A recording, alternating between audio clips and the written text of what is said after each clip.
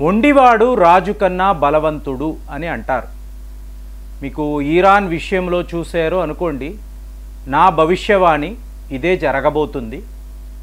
Donald Trump అనబడే వ్యక్తి Iran supreme leader, నువ్వు ఎక్కడ దాక్కొని ఉన్నావో మాకు తెలుసు, మేము తలుచుకుంటే నిన్ను పట్టుకొని బయటికి తేగలము, నిన్ను హతము చేయడము మాకు పెద్ద విషయము కాదు. ఇది అమెరికా అధ్యక్షుడు మాటలు. సో మీకు ఇరాన్ సుప్రీం లీడర్ నిన్నటికి నిన్న నేను ఎక్కడా దాక్కోలేదు, ఇక్కడే ఉన్నాను, నో మెర్సీ నో మెర్సీ అంటే ఇజ్రాయెల్ అమెరికా వీళ్ళపైన ఎటువంటి కనికరము మనము చూపించకూడదు, జాలి దయ అనేది వీళ్ళపై ఉండనే కూడదు అని చెప్పి ఇరాన్ యొక్క మిలిటరీకి క్లియర్ కట్ ఈయన హెచ్చరిక జారీ చేశారు. అంటే ఈ వ్యక్తి బయటే ఉన్నాడు, కానీ ట్రంప్ గారు ఏమన్నారు, నువ్వు ఎక్కడ దాక్కున్నావు, పొగరు, గర్వము, మేము అమెరికా, మా వద్ద B2 బాంబర్ ఉంది, తలచుకుంటే బంకర్ బస్టర్ బాంబ్ నీ మీద వెయ్యగలము. ఇవాళ ప్రపంచమంతా మాట్లాడుతున్న విషయం ఏంటో చెప్పమంటారా? ఏదో ఒక సందర్భములో అమెరికా వాళ్ళు 1945లో జపాన్పై ఏదైతే చేశారో, హిరోషిమా నాగసాకి, సరిగ్గా అలాంటి ఒక పని ఇరాన్ మీద కూడా చేస్తారు. తేడా ఏంటి? ఆ రోజుల్లో USSR అమెరికా వద్ద మాత్రమే న్యూక్లియర్ వెపన్ ఉండేది, కానీ ఇవాళ నార్త్ కొరియా లాంటి ఒక చిన్న దేశము వద్ద కూడా అణువస్త్రాలు ఉన్నాయి. అలాంటప్పుడు ఇరాన్ వద్ద 9 న్యూక్లియర్ వెపన్స్ ఉన్నట్టుగా, అంటే యురేనియం ఎన్రిచ్డ్ మీకు న్యూక్లియర్ సైట్స్ ఆల్మోస్ట్ 84% వాళ్ళ వద్ద ఇలాంటి మెటీరియల్ ఉన్నప్పుడు 90% రీచ్ అయ్యారు అంటే అణువస్త్రాలు ఇమీడియట్గా మీరు తయారు చేసేసేవచ్చు. సో ఒకవేళ ఇప్పుడు అమెరికా ఇరాన్పై ఈ నూక్స్ను వాడారు అనుకోండి, వాళ్ళు కూడా వాడవచ్చు కదా. ఇప్పుడు అందరూ మాట్లాడేది ఏంటండి, రష్యా వాళ్ళు ఎందుకు కలగజేసుకోవడం లేదు అంటే, మీకు అయోటుల్లా ఖామానీ నో మెర్సీ అంటున్నాడు కదండి, అనడముతో సరిపోయిందా? ఫటా 1 ఫటా 2 అనబడే అతి ప్రమాదకరమైన హైపర్సానిక్ మిజైల్స్ ఇరాన్ వాళ్ళు ఇజ్రాయెల్పై వాడుతున్నారండి. ఆ వీడియోలు చూశారు అనుకోండి, మీకు ఐరన్ బీమ్, ఐరన్ డోమ్, మీకు ఇరాన్ నుంచి వస్తున్న బాలిస్టిక్ మిజైల్స్ తక్కిన రాకెట్స్ను ఆపగలుగుతుంది. కానీ వేగంగా వస్తున్న, ఇప్పుడు ఇరాన్ వాళ్ళని అడిగారు అనుకోండి, మా వద్ద ఉండే ఫటా 1 అనబడే హైపర్సానిక్ మిజైల్ మ్యాక్ 13 స్పీడ్ కలిగింది. మ్యాక్ 13 స్పీడ్ అన్నప్పుడు అంటే ధ్వని వేగానికన్నా 13 రెట్లు ఎక్కువ అన్నప్పుడు ఇజ్రాయెల్ యొక్క రేడార్ సిస్టము టోటల్గా ఫెయిల్ అయిపోతుంది. అదే జరుగుతుంది. పెద్ద పెద్ద మిజైళ్లు వచ్చి ఇజ్రాయెల్ మీద పడడం.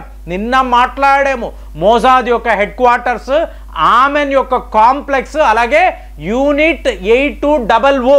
సో ఇలాంటప్పుడు ఇవాళ అమెరికా టోటల్గా నువ్వు సరెండర్ అయిపో, ఇరాన్ స్కైస్ మొత్తం మేమే కంట్రోల్ చేస్తున్నాము, చుట్టుపక్కల ఉండే సముద్రాల్లో అంతా కూడా అమెరికా యొక్క రాకాసి ఓడలు ఉన్నాయి చెప్తున్నారు, కరెక్టే. కానీ మొండివాడు రాజు కన్నా బలవంతుడు, దీనిని నువ్వు గుర్తుపెట్టుకోవాలి.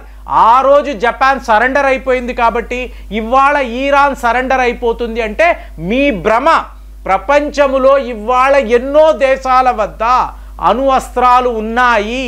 వాళ్ళు తలచుకుంటే నువ్వు వాళ్ళ మీద వేస్తే ఇరాన్ వాళ్ళు తీసుకువెళ్ళి ఇజ్రాయెల్ మీద వేస్తారు. ఏముంది ఫ్రెండ్స్, ఇప్పుడు అయోటుల్లా ఖామానీ చెప్తున్నట్టు ఫటా 1 నేను ఇజ్రాయెల్పై వాడతాను. ఇక ఈ ఫటా 2 అనేది అమెరికా కోసం స్పెషల్ ప్యాకేజ్ పెట్టుకొని కూర్చొని ఉన్నాము. నువ్వు వేస్తావు, కానీ అదే ఇరాన్ కూడా ఈ పని చెయ్యాలి అనుకుంటే పరిస్థితి ఏంటి? మీకు యావత్ ఇజ్రాయెల్ మీకు అక్కడ పూర్తిగా ధ్వంసమైపోతుంది. ఇది ఎంత ఒక ప్రమాదకరమైన విషయం. సో ఇది రష్యా పదే పదే అంటే నువ్వు చాలా చాలా శక్తివంతమైన దేశం అనుకుంటున్నావు, కానీ వాడు ఒక చిన్న దేశమే, వాళ్ళు కూడా తిరగబడొచ్చు కదా. అప్పుడు పరిస్థితి ఏమిటి? అప్పుడు ఇజ్రాయెల్ పరిస్థితి ఏమిటి? ఇది ఎందుకు మీరు ఆలోచించరు? ఇది చాలా సింపుల్గా చెప్పొచ్చండి. ఇప్పుడు యుద్ధ నిపుణులు ఏం మాట్లాడుతున్నారు? ఒక రష్యా, చైనా, అలాగే ఇవాళ ఇరాన్ వీళ్ళ వద్ద ఇంత పవర్ఫుల్ ఫటా లాంటి హైపర్సానిక్ మిజైల్స్ ఉన్నాయి అంటే మరి భారత్ వద్ద కూడా అగ్ని ప్రైమ్ అని అంటారు కదా. సో మనము కూడా హైపర్సానిక్ టెక్నాలజీ డెమాన్స్ట్రేటర్ వెహికల్ని వాడుతున్నాం కదా. చాలామందికి తెలియదు, ప్రపంచంలో వీళ్ళ వద్ద మాత్రమే ఉంది. అమెరికా వద్ద కూడా హైపర్సానిక్ వెపన్స్ లేవంటే మన వద్ద ఉంది. మనము అగ్ని ప్రైమ్ దీనికోసరమే మెన్యూరబుల్ రీ ఎంట్రీ వెహికల్ని అంటారు, మనం వాడుతున్నాం. అంటే 10 ఏళ్లలోనే ఇలాంటి టెక్నాలజీని మనం డెవలప్ చేసేసాం. మరి ఈరాన్ లాంటి దేశము రేపు ఏమైనా చేయగలరు. మీ సత్తా ఎంతండి? ఆఫ్ఘనిస్తాన్ అన్నారు, వెళ్ళారండి, 20 ఏళ్ల పాటు అక్కడ ఉన్నారు. మీరు ఏం చేయగలిగారు? ఏముంది, కనిపించే తీవ్రవాదులు అంటారు, బాంబులు వేస్తారు, కాల్పులు చేస్తారు, వాళ్ళ ఆస్తులు వాళ్ళ బంగారము మీరు న్యూయార్క్ తీసుకెళ్ళి పెట్టుకుంటారు, అంతే కదా మీరు చెయ్యగలరు. అంతేగాని వాళ్ళ సావెనిటీని వాళ్ళ దేశాన్ని మీరు కబ్జా చేయలేరు కదా. యుఎస్ఎస్ఆర్ చేయలేకపోయింది, అమెరికా కూడా చేయలేకపోయింది. మరి ఇవాళ మీరు ఈరాన్ని పూర్తిగా సరెండర్ అయిపో, నీ దేశాన్ని నాకు రాసి ఇచ్చేయి, ఇదంతా ఏమిటి? సో ఇదంతా మీరు ఆలోచించారు అనుకోండి, మీకు మెల్లమెల్లగా అని అంటున్నారు ఎవరు? అయోటుల్లా ఖామాని. అసలు సిసలైన యుద్ధము ఇవాళే మొదలయ్యింది. మరి ఇంతకు ముందు ఇన్ని చేశారు కదా, ఇంతంత పెద్ద మీరు బాలిస్టిక్ మిజైల్స్ వాడారు కదా, 12 వేరియంట్స్ ఉన్నాయని మీరు చెప్తున్నారు కదా. మరి ఇవాళ ఎందుకు అసలు సిసలైన యుద్ధము? మీరు ఈరాన్ అనబడే దేశము ఇజ్రాయెల్ పై హైపర్సానిక్ మిజైల్స్ వాడడం మొదలుపెట్టారు. కాబట్టి ఇజ్రాయెల్ ఇవాళ ఈరాన్ని ఆపలేరు.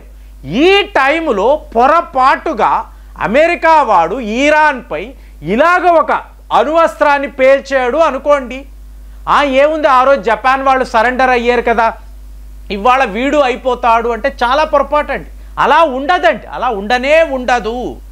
కానీ ఒకవేళ ఈరాన్ ఇదే పని చేస్తే, ఈరాన్ వెళ్ళి ఇజ్రాయెల్ మీదో అమెరికా మీద, వాళ్ళు ఏమంటున్నారు, మా వద్ద ఉండే ఫటా-2 అనబడే హైపర్సానిక్ మిజైల్ ఏకంగా 1400 కిలోమీటర్స్ ట్రావెల్ చేసి శత్రువు యొక్క టార్గెట్ను ఛేదించగలదు, మీకు మ్యాక్ 13 వేగముతో వెళ్ళగలదు.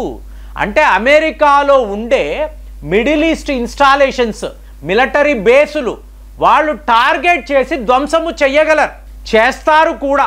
అమెరికా వాడు ఇలా రెచ్చగొడితే, ఓవర్ యాక్షన్ చేస్తే డొనాల్డ్ ట్రంప్కి ఏంటండి పని? ఇప్పుడు ఇదంతా వీళ్ళు ఎందుకు చెయ్యాలి?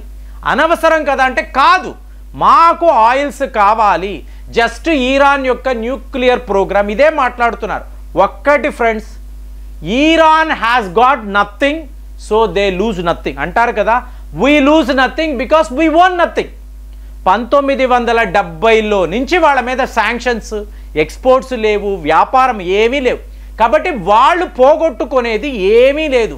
కానీ వాళ్ళు మీ మీద తిరగబడితే, ఆల్రెడీ ఇజ్రాయెల్ పరిస్థితి ఏంటండి? జీడిపి లేదు, రెవెన్యూస్ లేవు, ఎక్స్పోర్ట్స్ లేవు, ఇంపోర్ట్స్ లేవు. ఎంత కష్టపడుతున్నారు? ఇద్దరూ మన మిత్ర దేశాలే.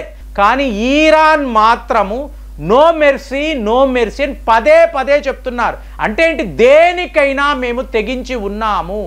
అలాంటప్పుడు ఫర్దర్గా ఇంకా వాళ్ళని రెచ్చగొట్టడం ఎందుకు? వాడి వద్ద అణు అస్త్రాలు ఉంటే మీకు ఏమిటి ప్రాబ్లం? మీ వద్ద కూడా ఉన్నాయి కదా, ఇది ఎందుకు ఆలోచించారంటే అజెండా వేరే ఉంది. సో ఇప్పుడు ఈరాన్ ఈ పని చేసింది అనుకోండి, ఇస్లామిక్ వరల్డ్లో వాళ్ళే హీరోలు. బాబాయ్, అమెరికానే వీళ్ళు ఎదిరించగలిగారు, గ్రేట్ ఈరాన్ నేషన్ అని చెప్పి ప్రతి వాళ్ళు కూడా మీకు ఎంతలా పొగుడుతారు. అలాంటి ఒక పేరు మామూలుగా ఉండే ఒక దేశాన్ని రెచ్చగొట్టి ఇవాళ ఇస్లామిక్ వరల్డ్లో వాళ్ళని హీరోల్లాగా తయారు చేస్తున్న అమెరికా, వీళ్ళ మూర్ఖత్వము, దీనిని అసలు మీరు ఎలా చూస్తున్నారు? వీళ్ళు ఒకవేళ ఈరాన్ మీద అణువస్త్రమే వాడితే వాళ్ళు కూడా ఇదే చేస్తారు కదా. ఇది నాకు వచ్చిన ఆలోచన. మరి మీకేమనిపిస్తుంది? కామెంట్స్లో రాయండి. మళ్ళీ వచ్చే వీడియోలో కలుద్దాం. జై హింద్.